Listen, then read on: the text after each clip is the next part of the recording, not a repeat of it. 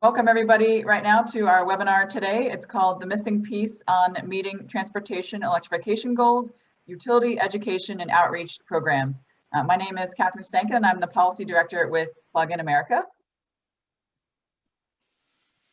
And just a few quick technology reminders. If you have any questions whatsoever, please type them into the chat or the Q&A. We'll be monitoring that, and then Nick Nigro, who's our moderator today, he will be helping to address some of those questions. Everyone except the presenters will have their videos turned off until the Q&A session. And of course, we always get this question. Yes, the presentations and the recordings will be available on the Plug-in America website and the ATE's website sometime later today. And with that, I'm going to turn it to Phil Jones, who's going to give some opening remarks. Thank you, Catherine, and welcome everybody. My name is Phil Jones. I'm the Executive Director of the Alliance for Transportation Electrification. We call it fondly ATE, not 8, but ATE. We are a multi-sector trade organization that advocate for the acceleration of transportation electrification, open standards, and a strong utility role across the country. We set up this task force on education and outreach over a year ago. With the help of Kellen Schefter of EEI and Catherine and others. We started meeting with experts, and what you see today, the joint white paper, is a product of that work. We released it in December, and we hope to circulate it widely around the country. The utility role is important. It's not the only player. We have a number of players on this call today, obviously, but it is an important player. And so we advocate for a reasonable budget from the commission, that the commission authorize the utility to do this. And why do we do that? Number one, the utility has a trusted energy relationship with the customer. Also, the utility has wide scope. And of course, the utility is involved in many other emerging technologies and areas where this is kind of a natural fit. They did this with energy efficiency, moving from incandescent to CFLs, and then on to LEDs. Some utilities, I'll just mention a few. We have Southern California Edison on today. Lisa will talk about that, but Portland General in Oregon has a very good program. They have a retail experience center. They have a pretty reasonable budget to move forward. The fourth retail experience center is actually located in property owned or leased by Portland General, so that was a team effort. DTE Energy kicked off a program 2 years ago in Detroit. They have a reasonable budget for E&O, and they're pursuing that. And then up in my neck of the woods in the Pacific Northwest, Puget Sound Energy has a good web portal. They have a good newsletter, and the commission has authorized them to do reasonable amounts of activities on E&O. But much more needs to be done, and we have a great panel today, and they will be talking about it. So thanks for attending, and over to you, Catherine or Nick. Thanks, Phil. Definitely excited to talk about E&O, education outreach today with my fellow panelists. My name's Nick Nigro, and I work at Atlas Public Policy. I'm also a senior advisor to Phil's group at the Alliance for Transportation Electrification. So a couple of things in case folks missed the news today. If you do miss the news on any given day, you're going to miss a lot in EV land. Proterra, which is an electric transit bus manufacturer, just gone public. Their stock is already up like 90% or so. More evidence that the investment community is kind of all in on EVs. Another data point, if folks haven't been paying too close attention to the market, we've got Tesla now far and away the most valuable company in the world, or automaker in the world. So there's just so much anticipation, I think, about what's going to be happening this year in electrification. Jamie's company, who I'm sure he's going to talk about later, just released a new product too, and they've got a bunch of stuff in the pipeline for this year. So all in all, there's a lot of things coming in 2021. From the product side, I think we can also expect quite a lot in the policy side. Phil mentioned some things about electric utilities, but I'm based in DC, and I think we can really expect some activity here in Washington too to help advance the sector. So let's jump right into it and turn it to Catherine, and then we'll go to Lisa, Jamie, and Josh. and each one of them are welcome to introduce themselves as they go. So go ahead, Catherine. Great, thanks, Nick, and thanks again to everyone for joining us here today. I love talking about education and outreach because we get caught up in infrastructure conversations and larger policy goals, but education and outreach is so important. So who Plug in America is, really briefly, we are the voice of the EV consumer and we are active nationwide. We're a 501c3 nonprofit founded in 2008. And we do two core areas, policy and advocacy, which is my portfolio, and then a lot of education and outreach. And so that's why this topic is so near and dear to our hearts. And with that, we run a program called PlugStar, which is our consumer engagement program and ties the link up between dealers, consumers, and utilities. And then we are also co-organizers of National Drive Electric Week and Drive Electric Earth Day. So we know that the future of transportation is electric. That's no ifs, ands, or buts about that. It is coming, and we are on the verge of a very successful year in terms of policy developments and different makes and models of EVs coming out. And many partners and policymakers are doing their part, but to tackle a lot of other barriers, including infrastructure and purchase incentives and things like that. But education and outreach is still a barrier to greater adoption. And we know that consumers lack education and awareness of EVs, even as a purchase option. There are indeed some consumers out there that still think, surprisingly, that the EVs is no more than a golf cart. So we definitely need to remedy that. People don't know how to charge, when to charge, where to charge. They don't know how much charging costs. And then there's a lot of questions now surfacing about the battery and maintenance and more. And don't just take it from me, but let the data prove it.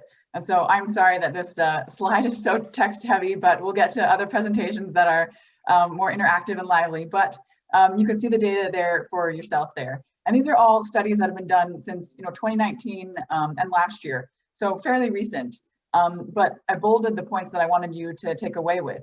Basically, one poll showed that nearly 78% of people have heard some or not much, and 4% have heard nothing at all. Well, that is a huge portion of the market not understanding about electric vehicles. And then of that group there, 78% of some consumers think that finding the charging station is at least moderately difficult. Just the fact that difficult is in that situation, moderately difficult. I mean, I think that that number kind of concerns me, that we need to be doing a lot more about showing consumers how to charge and how easy it is to find the stations. These last two bullet points there just show that consumers aren't aware of many of the incentives that are out there or the programs to help them transition their lifestyle to be driving electric. So my job here, before we get to some of the other speakers, is to talk about the current landscape of EV education and outreach, and then also to talk about why utilities are such this crucial piece, this missing piece to advancing adoption of transportation electrification. So in terms of the automakers, Jamie's going to talk about this in his presentation, but of course it's no surprise that they're doing some advertising on their makes and models as they come out. And the automaker is very well suited to educate on the particular car features, but not necessarily on the charging aspect and what the consumer needs to do to put charging at home, to access charging rates, and all of the conversations surrounding that charging aspect. And then in terms of the national education and outreach campaigns, I'm sure many of you have heard about the Electrify America campaign, but I'd just like to point out with that while they're doing a good job with that and really getting those, if we're looking at the sale of an EV as a huge funnel, they're looking at the consumers at the top of the funnel and trying to even make the case that, like, hey, EVs are normal right now. But out of each of their $300 million that they have for each cycle of funding that they can spend, they're only putting $25 million towards the education and outreach component. In terms of some state education and outreach programs, we've got Veloz, and Josh is going to speak to what Veloz is doing at the state level in California. And then there's also some various, I don't want to say that states aren't doing anything, but of course, Veloz is certainly the most comprehensive and has the most funding dedicated to doing education and outreach. But I also highlighted Maryland EV, that program there, and the things that they're looking forward to do in the next couple of years. With city and local programs on education and outreach, same thing. It's not that cities aren't doing anything, but they are limited in their budgets, they're limited in their scope, and they're limited with who they can target and perform outreach to. So I mentioned the city of Columbus there, the Denver, and then a couple others. Denver has a really creative campaign. It's called Pass Gas. And I expect they're doing incredible things with their education and outreach right now. But certainly, again, they're going to need to partner with utilities to make that program a success. For regional education and outreach campaigns, NESCOM in the Northeast, they have a program called Drive Change, Drive Electric. And then with utility education and outreach, so just a bullet point here so far of what we've been seeing, and this number comes from our friends at Atlas Public Policy, that less than 2% of the total 1.18 billion in approved TE investment has been going towards education and outreach programs. And so that 2% and the 1.18 billion, keep that in mind because I'm going to make a comparison a little bit later to some energy efficiency programs. So if you take anything away from this webinar today, I hope that you will take away this red highlighted statement here that utilities are a natural fit to help grow consumer awareness of EVs to the benefit of all electric customers. And in the white paper that we released back at the end of December there, right before Christmas, we outlined 8 key reasons for this utility investment in education outreach and why it's needed. And you can read them there, you can read the white paper, and I'm going to talk about 4 of them really quickly. So first of all, electric utility investment in education and outreach can help accelerate transportation electrification to the benefit of all customers. Some of you may be familiar with this graph and you've seen this report. It's from Synapse Energy, but it just shows that even with an EV program, the cost of that program they're not greater than the revenues that are coming in. And so what that means then is that any EV program, and including education and outreach, that's needed, and that eventually getting more EVs onto the grid within a service territory of a utility is going to be putting downward pressure on customer rates to the benefit of all consumers. So they are going to be saving money. The next point here is that electric utility investment in education and outreach can help accelerate transportation electrification to the benefit of the grid. And again, some of you might be familiar with this, but, and as Phil was mentioning too, the education and outreach is needed to establish this relationship between the customer and the utility to help them understand about charging. With the data showed that the customers don't understand the charging, and especially if we want to see the benefits of charging at off-peak, charging with time of use rates, doing managed charging programs, we need the education and outreach. And there was great data from Avista that showed that 93.7% of their charging was occurring during off-peak hours, and that was the direct result of some education and outreach that they did. And also the second bullet point here too, that utilities alone are the ones that are going to be capturing that system-wide benefits of EVs across all stakeholders and all use cases, with different fleets, with different charging modes.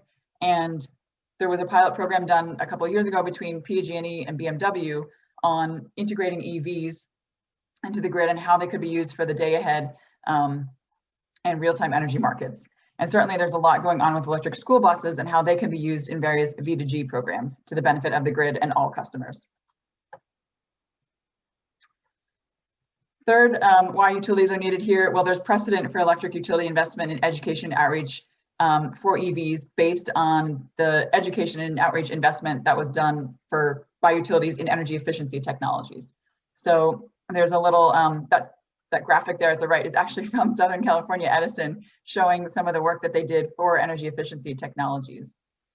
And the data from the Lawrence Berkeley National Lab showed that there was about $6 billion invested in energy efficiency by the electric companies. And so if you think back to, there's about maybe $2 billion at this point in time from utilities invested in EVs. And now we're comparing that a little bit to 6.5 billion for energy efficiency. Well, how much of that for energy efficiency was actually devoted to marketing and education? And it turns out that number, it's about somewhere between 20 and 30% of that overall amount for energy of the 20 to 30% of what electric utilities did for energy efficiency was just on the marketing and outreach and education piece. So in terms of EVs and TE, we've got a long way to go here. And finally here, so electric utility investment in E&O for EVs can target specific gaps in the marketplace. And there's 2 big classes of customers here that utilities have unique relationships with. And one of them is those rural and disadvantaged communities that are really hard to sometimes bring these benefits to, but utilities have that direct access to those customers. And also in the secondhand market, the third-hand market, the fourth owners of the EVs, utilities are the best ones to get those customers on the right charging rates, and they have the best access to those customers. Finally here, my last slide. In terms of some of the best practices for utility education and outreach, this is included in the white paper too, but there's kind of 5 big bucket areas that we see as the best practices, and those are the test ride and drives, retail experience centers, and Phil mentioned that too, dealer partnerships, automaker partnerships, and innovative partnerships. And in terms of the ride and drives, probably many of you are familiar with them, but there is great data from NREL that shows the power of those ride and drives in a non-salesy environment and how that can really influence a consumer to purchase the EV. The retail experience centers, there's a screenshot of the 4th, I think it's Gold Mobility is their showcase, and Phil, you probably know the correct title, but that's an amazing example of a retail experience center and really influencing consumers to purchase their EVs, and that's a partnership with various utilities and local stakeholders. Dealer partnerships, this is something that Plug in America runs through our program called PlugStar, and there's a couple other utilities doing similar programs there. There is data that also shows that dealers that have been trained through the program are 4 times more likely to sell an EV. So this is a way that utilities can partner, again, with the linking up the dealers, the utilities, and the consumers to all to purchase the car and to get on the right charging rate. Automaker partnerships with utilities, I think Jamie will address that a little bit. And then finally, just some innovative partnerships. Georgia Power, they partnered with Lyft to do some education and awareness. And then the Sacramento Municipal Utility District, they were partnering with some middle schools actually to educate the kids in the middle schools. And then that has a trickle up effect to educating the parents and consumers that way. So there's a lot of different innovative partnerships that exist out there. So that hopefully will give you some groundwork now for, or just ground knowledge, I guess, for education and outreach in the United States and what we're seeing so far for EVs, and then why utilities are needed, and then what those best practices are. So I will turn it now back to Nick. Thanks, Catherine. We had one question that came in about the number of vehicles that support two-way charging. So I assume that means vehicle to grid or some sort of bi-directional charging. I'm not sure if there are actually any that are, off the shelf from an OEM that would do that today, at least in the passenger segment. Are you aware of any vehicles that do it, or is any other panelists aware of it? It's probably a question that's better for Jamie. Jamie, what do you think? I mean, it's something the industry, it's something that I think the industry is working on right now, but outside of a few small pilots, this is not yet right here and now today technology. But right. Definitely something that industry is looking at, and that. Do you know if, of course, they can do it like with some mods? This person saying that the Leaf can do it now. I don't know if they could do it off the shelf without any modifications. Do you know? Nick, this is Phil. So I think the CHAdeMO system has been bidirectional capable for a long time, since the beginning. Yeah. So, okay. So they can do that CCS, what is called the J1772 plug or SAE combo. They're working on this. I think they have a development group set up right now, and their plan is to have a fully capable bidirectional plug and flow system by 2014, I think. It's still a couple years out. They're still doing the work. At least that's my understanding. 2024? 2014, yeah, correct, yeah. Okay, cool. All right, thanks. Great question to everyone, and thanks for all the comments from the folks. Let's turn it over now to Lisa, and we can get back to question and answers in a bit. Lisa from SCE. Thank you, Nick. Appreciate that. Good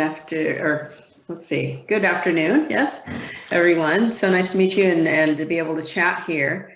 My name is Lisa Arayanes. I'm a senior manager in our e-mobility group at Southern California Edison, and just want to share a little bit about some of our past education and outreach activities to raise broad EV awareness and some of the lessons learned.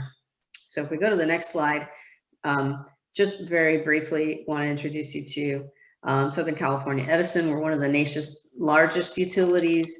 been around more than 130 years. We service 50,000 square miles across Southern California, and have about 5 million customer accounts and operate approximately 118,000 miles of SCE distribution and transmission lines. And clean energy, we're very committed to clean energy. About 46% of the electricity that we deliver in 2017 came from carbon-free resources, including solar and wind. And on the next slide, you'll see our transportation electrification pathway to 2045, which proposes how we can achieve California's carbon-free goals by 2045. And electrifying transportation is a major linchpin of that strategy. So our pathway 2045 proposes that we need to electrify 3/4 of all passenger vehicles on the roads, 2/3 of medium-duty vehicles, and 1/3 of heavy-duty vehicles.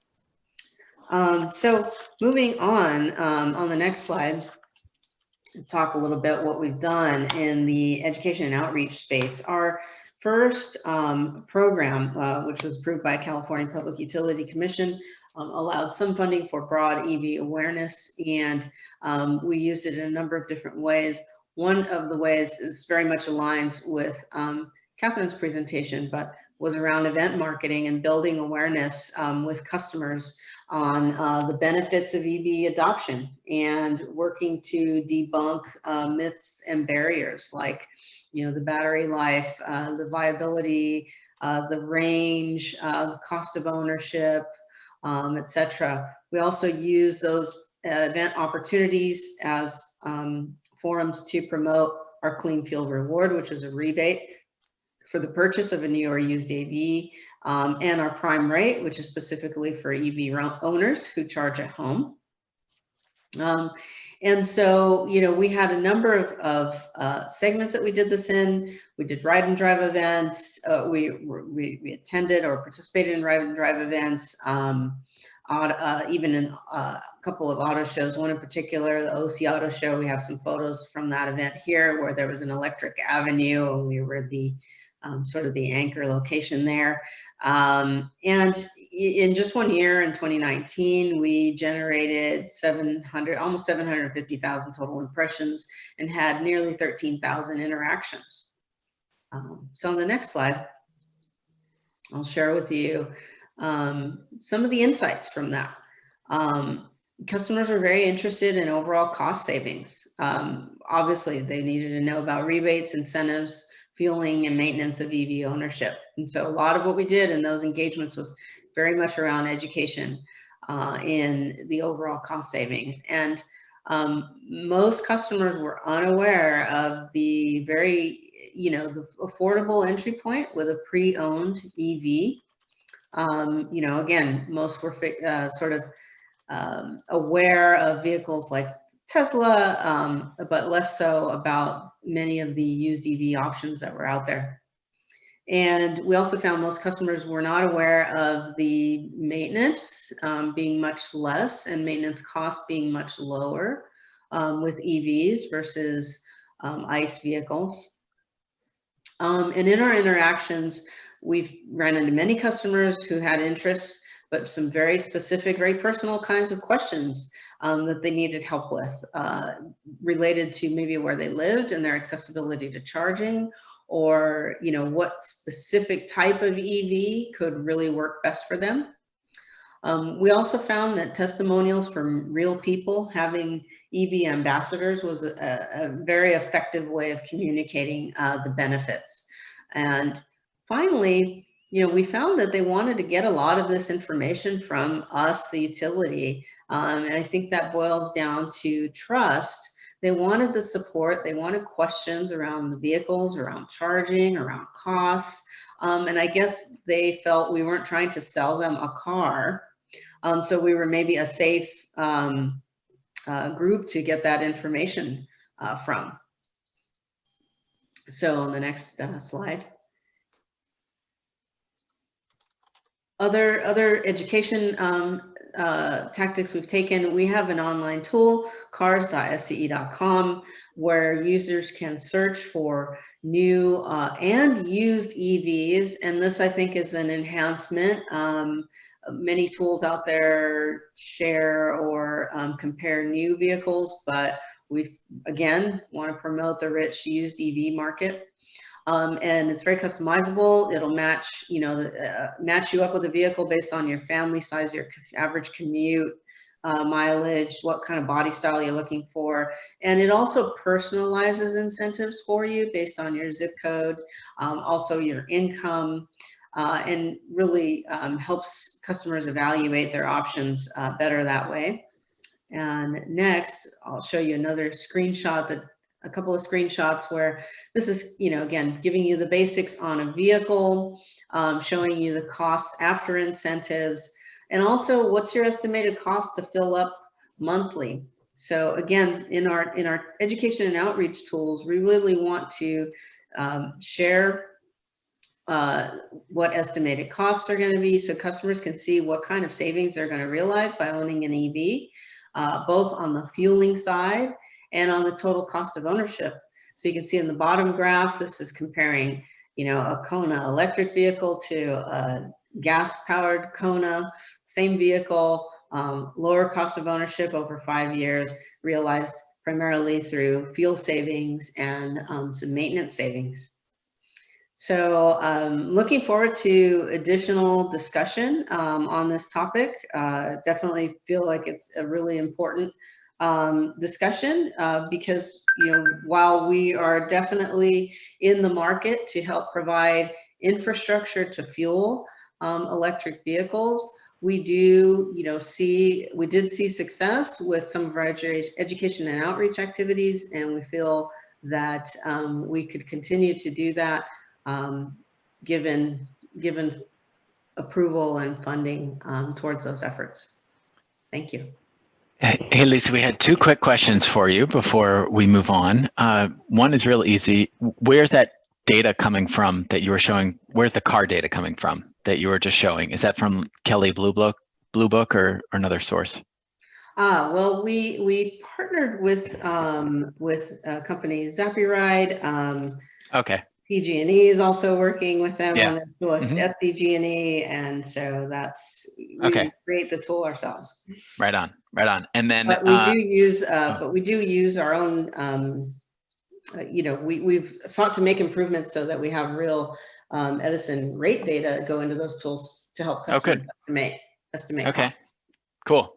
And then another more general question was the differentiation between the consumer audience and the fleet audience. And I think this would be a good question for you is how do you look at education outreach from those 2 different audiences? Because clearly they have different points of view and quite different and skill sets, let's say. Yeah, quite different. And fortunately, we do have some funding to help us continue educating the fleet market. We found that necessary, especially in support of our medium and heavy duty infrastructure program, Charge Ready Transport. Those customers who are looking to electrify medium and heavy duty vehicles need help, and they need detailed help. And I think a lot of this has to do with just the variability in vehicle types, in the work that the vehicles are doing. So it's much less of a one-size-fits-all. And even the charging solutions that those customers can implement are very customized to the customer's operations, the fleet's operations. And so huge education needs there. We've developed some tools. One is a fueling calculator for fleets to help them estimate costs and consider incentives such as low carbon fuel standard and other credits that they can receive. But we find that we have definitely needed to engage very early with our customers to help them understand grant funding availability to get the vehicles, what their estimated costs are going to be, how this is going to work for them, what charging solution will work best. And then we can talk about putting in the infrastructure. So there's a lot of education that has to happen before you even get to infrastructure planning. Yeah, we could do an entire webinar just on E&O for fleets, I'm sure. All right, so Jamie, tell us about all the cool new products you guys are launching this year, including maybe if you can tell us about the one that you just announced today. Sure. So good afternoon, everyone. Jamie Hall, I'm on the Energy and Environment Public Policy team at GM. Thank you for the opportunity to be here today. So Catherine, you can go to the next slide. I want to start, and not all the vehicles that Nick asked about are actually on this slide, but I want to start before getting into E&O just by talking a little bit about our vehicle portfolio. And this is not because I want to do an advertisement, although this is certainly the right panel for such a thing, but more just so that we can have a sense of what's happening in the market and why we're increasingly interested in seeing a ramp up in outreach and education. So this is sort of a lot of our currently announced portfolio. On the left, you've got the Chevy Bolt EV, which hopefully most of you are familiar with now. Great car, long range, mass market price, much more spacious inside than you might think from the outside for those who haven't tried it. So this is great. There are updates coming this year, and we have a new vehicle coming out this year built on this platform called the Bolt EUV. So stay tuned for more details on that. But this is exciting, but we acknowledge while this is a great vehicle, you're not going to electrify the entire transportation sector with just the Bolt EV. And our management is committed to full electrification. We think the future is all electric. This is where we're heading. So we've got to grow our portfolio. In the middle, you've got the Cadillac Lyriq. This is a luxury vehicle. I got to see it earlier this year in Detroit, back when work travel was a thing that people actually did. Beautiful vehicle, a lot of advanced technology, really exciting and appealing to some additional customers. And then on the right, sort of on the other end of the spectrum, you've got the Hummer EV. And if anyone hasn't seen the information on this vehicle, it's awesome. The things this vehicle can do are amazing. It is definitely helping to make EVs cool and, appealing to a whole lot of more people for whom these other vehicles may not meet their needs. And this is just the tip of the iceberg. We've announced $27 billion of investment going into EVs and autonomous technology, 30 new vehicles coming to market in the near term. We've been accelerating all these timelines despite COVID.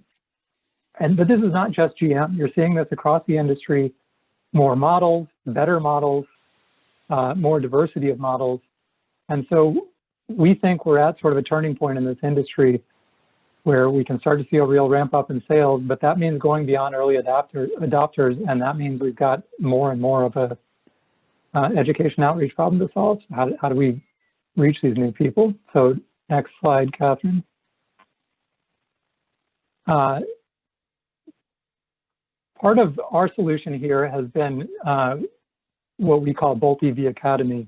When we think about EV outreach and education, it's different than traditional advertising because you're not just competing against other similar vehicles and making sort of emotional appeals. You're trying to convince someone to go to a whole new technology. And that requires education in addition to sort of the traditional advertising. So it calls for a little bit of a different approach.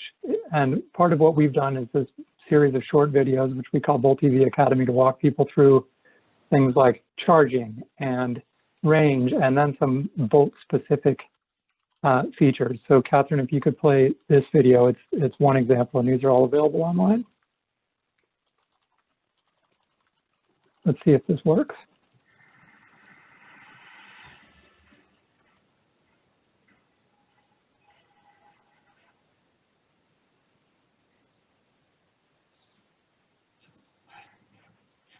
The sound does not appear to be really working, at least on my end.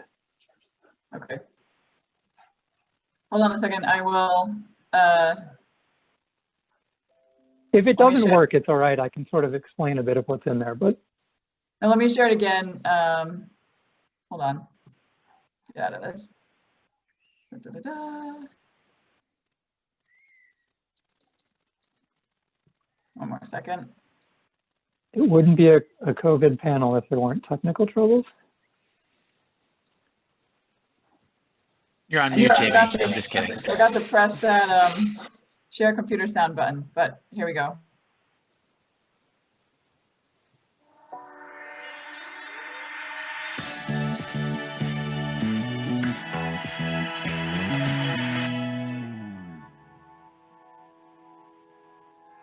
As a society, we have this gas station mindset of, I have to find a gas station. Well, I charge this vehicle at home, just like my laptop or my phone. I plug this thing in when I go to bed, and in the morning, it's fully charged and ready to go. So when you get your Bolt EV, you have a number of options when it comes to setting your charging schedule. And we make it easy for customers to program their vehicle.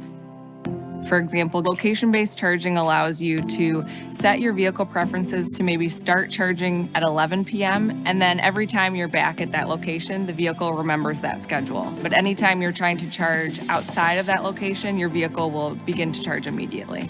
And we also allow for what we call priority charging, which is I'll set my vehicle to start charging as soon as I plug in, and we will allow it to charge until 40%, and then we'll taper charging based on when it's best for the grid and when your utility may be giving you the lowest rates.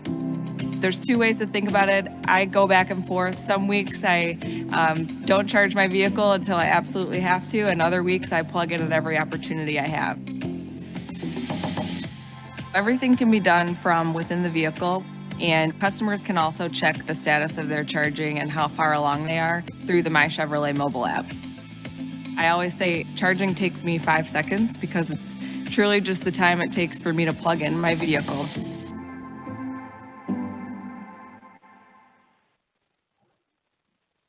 So again, that you can hit pause. That's just an example of the sort of thing that we have in Bolt EV Academy. You know, this is not the sort of thing you would see with traditional advertising, but this is the sort of thing that's needed as we work to make people comfortable making this jump. So if you can go to the next slide.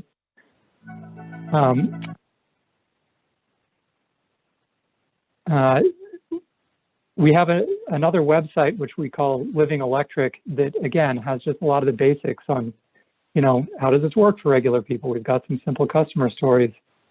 How does charging work, and how might I get charging installed at my home? Try to make that easy for people. And we, you know, highlight a lot of the perks of going electric that you may not know about, from HOV lane access to incentives to utility programs and other things. So there's a lot on here, sort of EV basics for anyone who is starting to do that online search for their next vehicle. So feel free to check it out if you have not already. Next slide. And then, of course, you know, advertising. We do digital, we do things on TV. We did Super Bowl and World Series ads for this vehicle, the Hummer EV. A lot of this advertising is more intended to sort of build basic awareness, drive traffic to the website, and build excitement. There's not an opportunity in these sort of traditional ads to do a lot of education, but this is still part of the overall puzzle. So this is the last video I'll do for now. Catherine, if you can hit play real quick.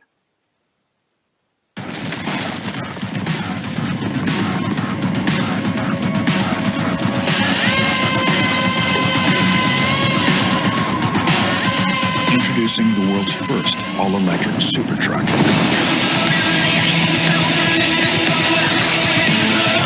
The revolutionary GMC Hummer EV. Reserve your all-electric super truck now at gmc.com. Be among the first to own the revolutionary Hummer EV. So definitely cool. Those who haven't checked out the website should do so. There's much longer versions of all of this with a lot of information. But this alone is not enough, which is why we've got to do all this other education outreach. If you go to the final slide, I think this is sort of where everyone on the call today and on the line today comes in. This really has to be a team effort. What automakers are doing is important, but as Catherine laid out in her presentation, it's not enough. All the other stakeholders that are here today have a really important role to play, leveraging their own expertise and relationships with customers to grow the market. And utilities in particular can complement OEM efforts in several ways. They've got existing relationships. They're already sort of expert on electricity related topics.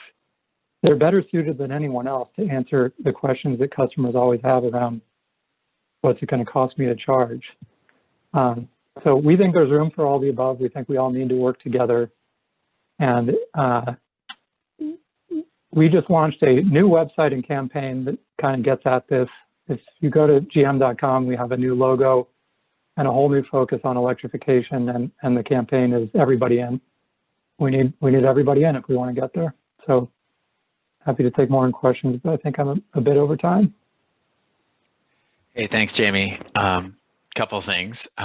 New logo, looks like a plug, very cool. You can see the plug in there. I like it. And I'm not a big meme guy, but I did do a meme on Twitter with the how it started and how it's going. And on the how it started, it was the Nissan Leaf polar bear hug commercial from like 2010. And the how it's going was your Hummer vehicle like scaling a mountain or something like that. And it really does show how far along we've come in the EV space in the decade. You know, it's pretty remarkable. Yeah, it's exciting, and as we've said, that this means that we've got a bigger diversity of products out there. We can reach more and more of the market, but these are not necessarily early adopters that have done a lot of research on EVs, and so we need to keep answering people's basic questions. Yeah, and I definitely want to get to those kind of questions too. We have a good question that's queued up for, I think, everyone on why are utilities an important part of this. But first, I want to make sure Josh has his time and gets into all the work that his great organization's doing. So, Josh. Yeah, sure. Thank you, Nick. And I'll be brief and visual primarily. Like it. So Catherine, I think you're going to advance my slides. Just a huge thank you to both you, Catherine, and Phil for inviting me to participate in today's webinar. Maybe we can move to the next slide and I can just tell you a little bit about Veloce. Many of you are aware of our organization, but we are a California-based public-private partnership. We spend a lot of our time dreaming and plotting and strategizing on how to do education and awareness better and effectively with maximum impact. This word cloud just tells you a little bit about who we are as an organization. And you'll see that Electric for All really stands out. And spinning kind of off of Jamie's comment, not only do we need to educate and bring awareness to all Californians, but we need the entire EV ecosystem to support this effort. So it's a real delight to be on this panel with all of you. And hopefully I can shed a little bit of light on the work that we're doing in this space.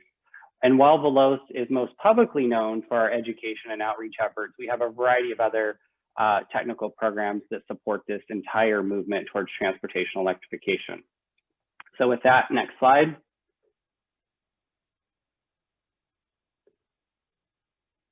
I won't go through this, but I just wanted to put up our theory of change because it's really important for our audiences to know what the urgency is, what the opportunity is around transportation electrification, our vision and mission. This is something that we have rescoped this past summer.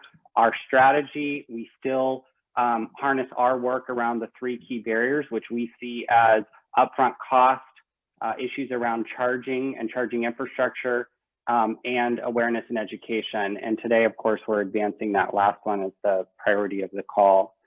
We kind of coordinate our work around 3 C's. We're a communicator, we're a collaborator, and a convener. And at the end of the day, we're on a march and a mission to see 100% transportation electrification, not only in our state, but throughout our nation. This is on our website. You can go back and look at it at your convenience. Next slide. So just quickly, when we think about education awareness at Veloce, we think about what are the X factors.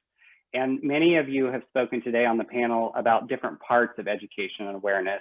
And we think about it in kind of 3 buckets: upper funnel awareness, kind of mid funnel understanding or education, and lower funnel around consideration or decision making or behavior change.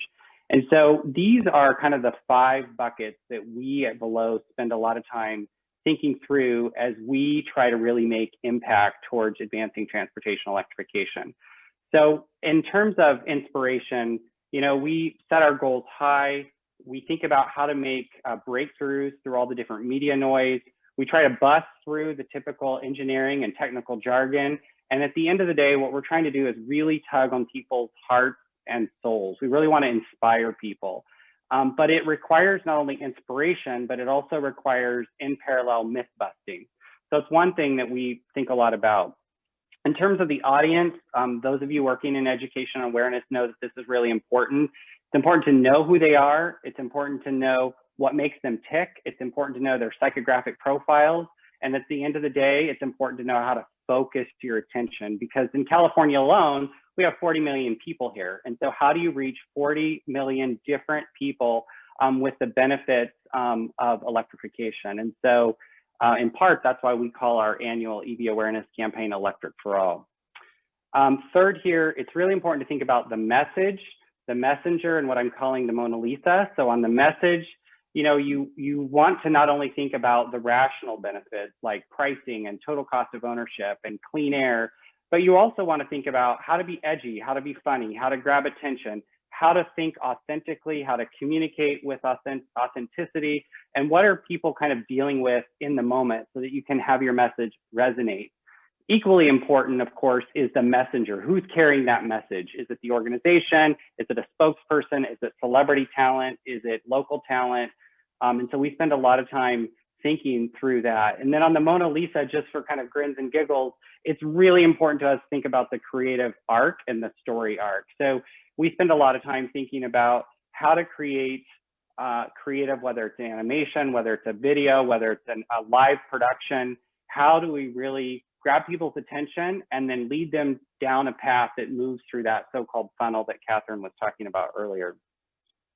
And then, of course, it's important to measure. So we do this from a typical social media metrics perspective. Yes, we're looking at engagement. Yes, we're looking at website hits. Yes, we're pixelating the hell out of everything we have to know how people are moving around our various websites. But we're also looking at, we're doing surveys kind of pre and post campaign to kind of understand people's attitudes and behaviors as it relates to not only our campaign specifically, but their perceptions as it relates to transportation electrification and EVs, and have we had any impact?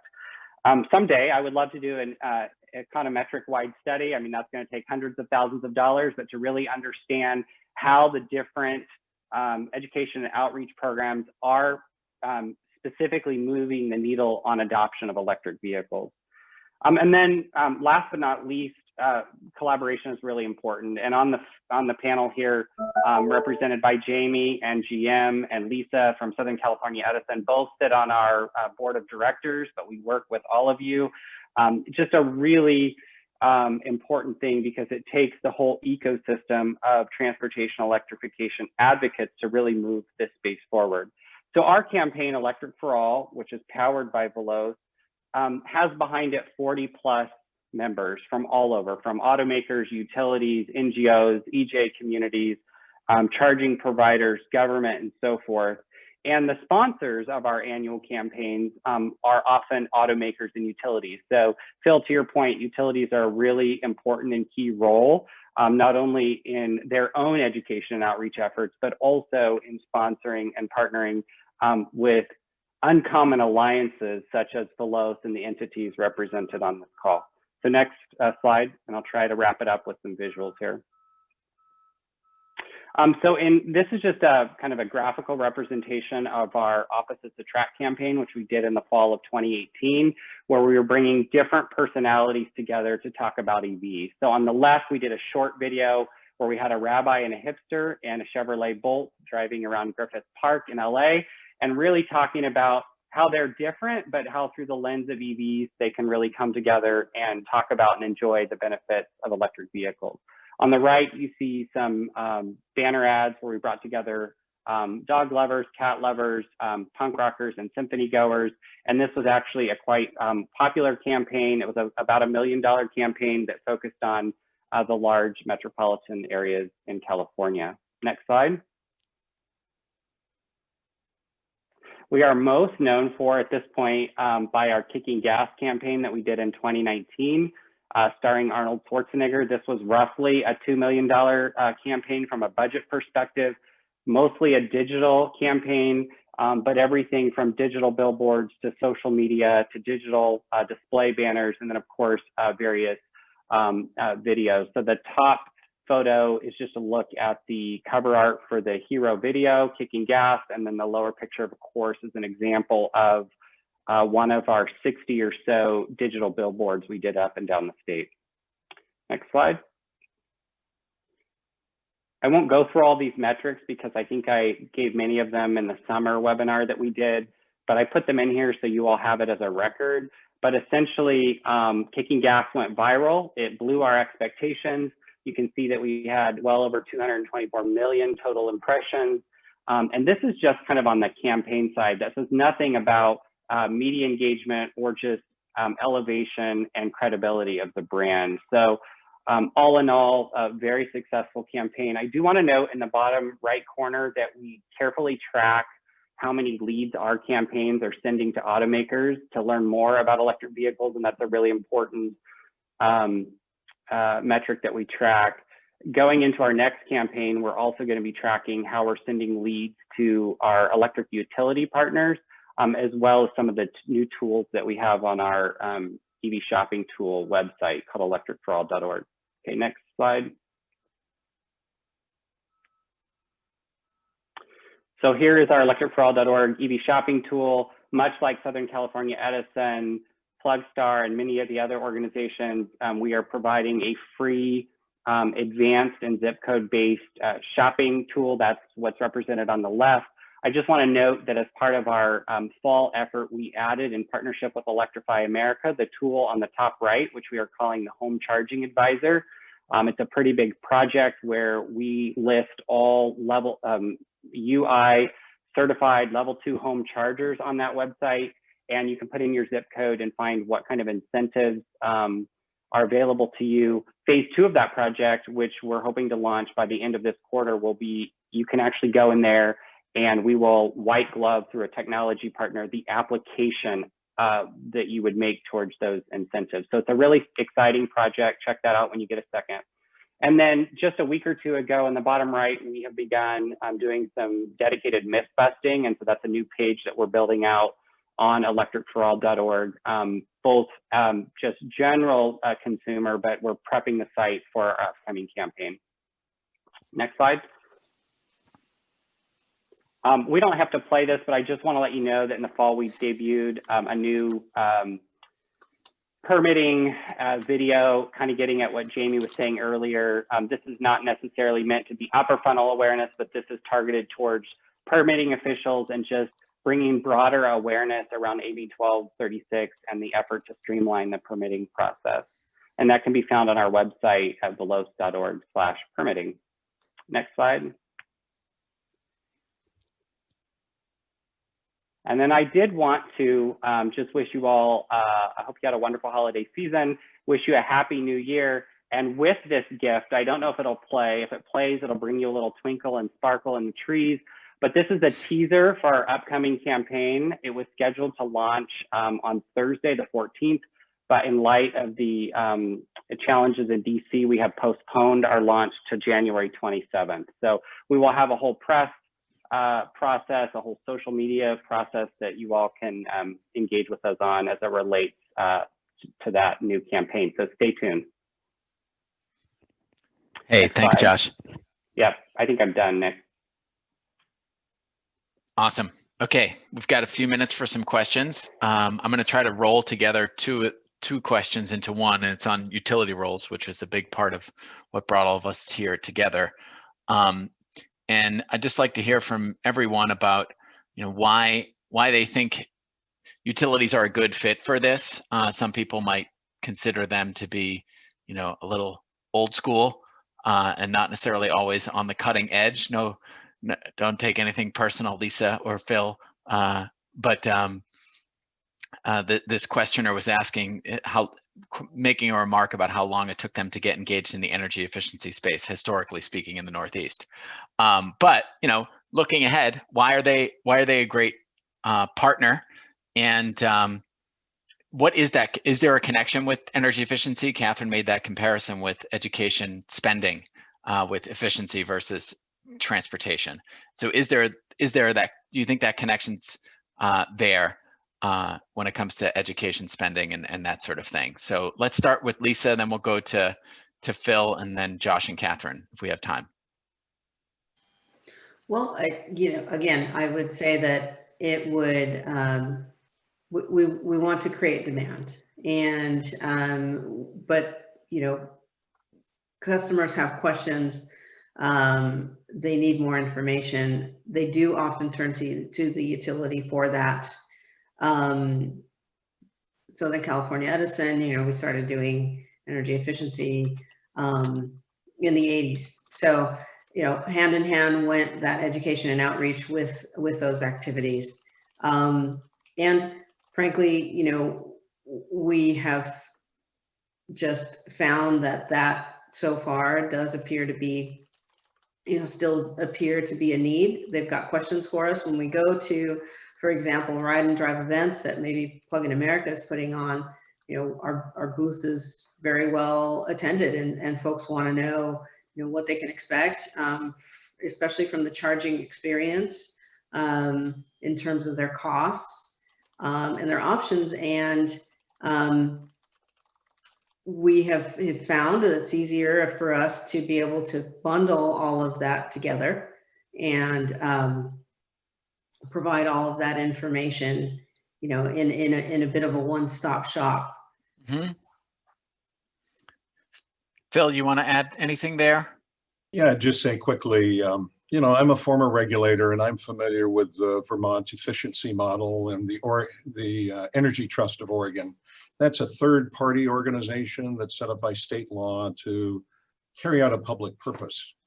But the reason that I don't think it's going to work as well as it did on energy efficiency for certain states like Oregon and Vermont is, one, we already have state laws on the book on decarbonization, EV goals, and stuff like that. If you look at a public utility heavily regulated, its job is to carry out the public policy of the state. Really, in a just and reasonable, you know, you have to set rates and do all that stuff. So that's number one. Number two, this is a more complicated arena. I mean, Jamie, as he said on the video, there's a lot of stuff that the car can do with its telematics. The utility can do stuff. The charging station provider, Electrify America, can do lots of stuff. So the ecosystem is bigger, more complex. So I don't think the comparison to energy efficiency and just dealing with manufacturers trying to sell through utilities is a good model. And third, utilities are stepping it up. There's a lot of innovation going on with utilities. They've invested in the unregulated side of their business in EV companies like Proterra, Amply, and many others. So I don't think it's fair to say that utilities are not innovative. They are a little slower to move because they're heavily regulated and they don't know what their commissions are going to do. So anyway, just a few thoughts.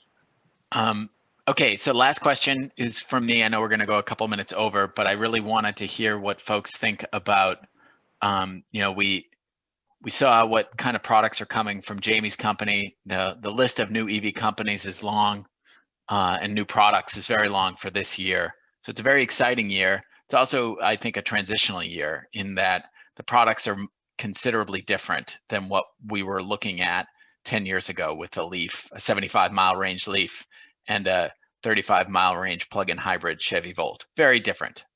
So tell me, I'd like to hear from everyone as we close out, what are their thoughts on the approach to education and outreach and how it's going to be evolving over the next couple of years?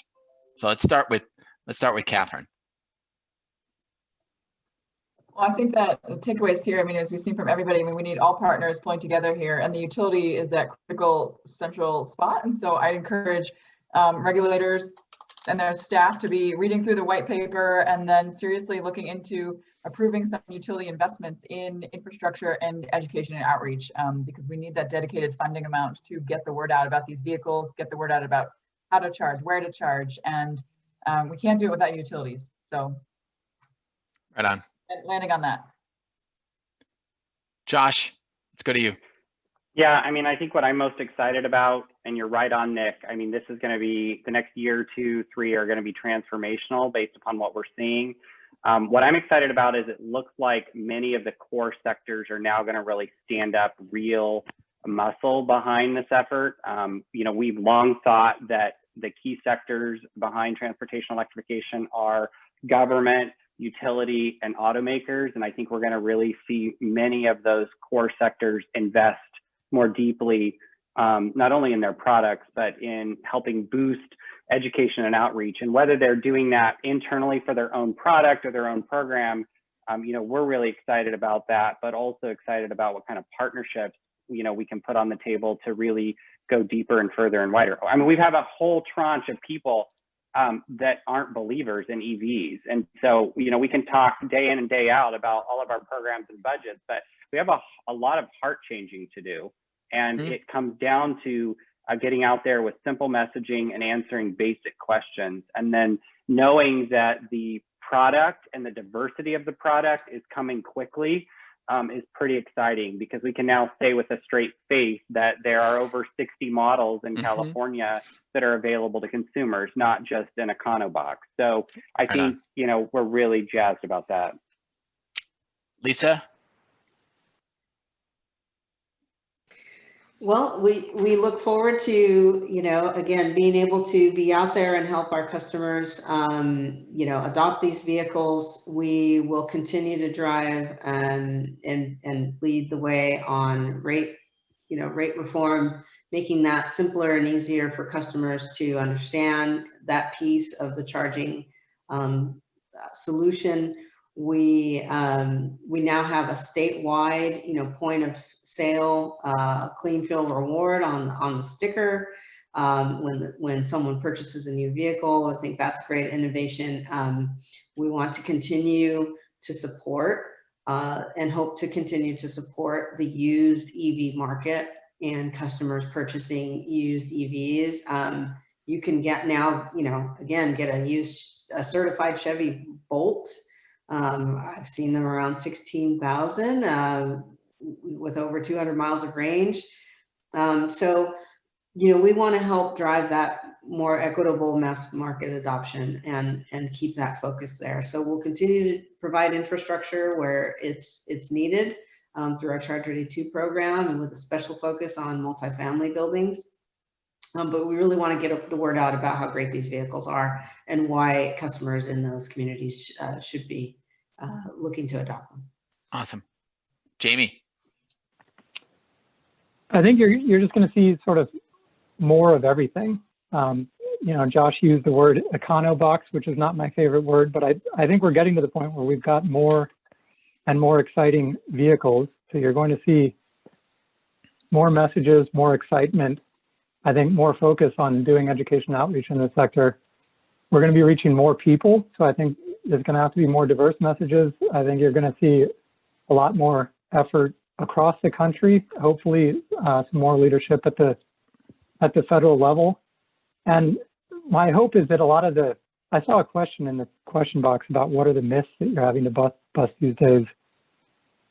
Some of these questions, hopefully soon, will be answered. I think with the sheer number of exciting vehicles coming to market, we ought to soon get past the point where people don't know EVs exist, or where they think they're slow and not fun to drive.